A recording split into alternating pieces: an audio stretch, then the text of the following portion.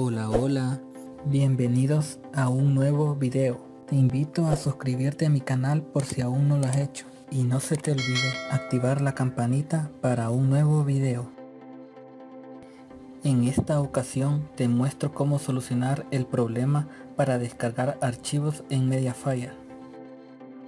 Y comenzamos.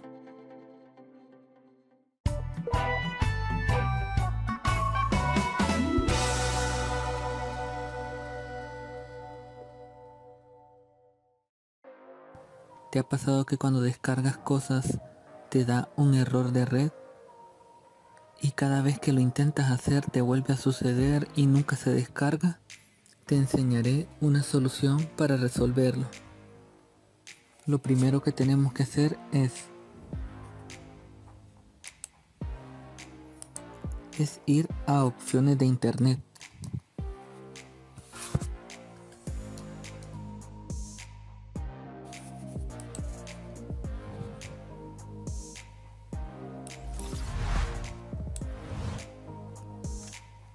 Luego nos vamos a la pestaña de seguridad y nos vamos al nivel personalizado. Luego buscamos la opción que dice descargas.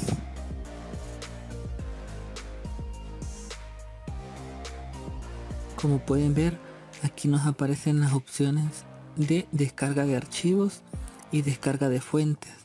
Las dos están en modo habilitar, pero lo que vamos a hacer nosotros es en deshabilitar.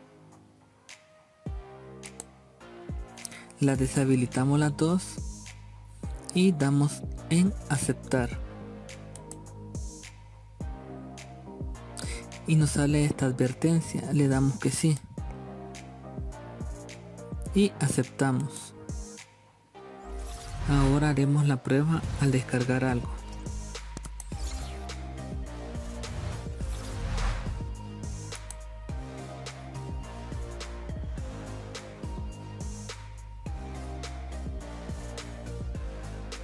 Como pueden ver, ya no da el problema. La descarga fue exitosa. Este problema más que todo ocurre en el navegador Chrome.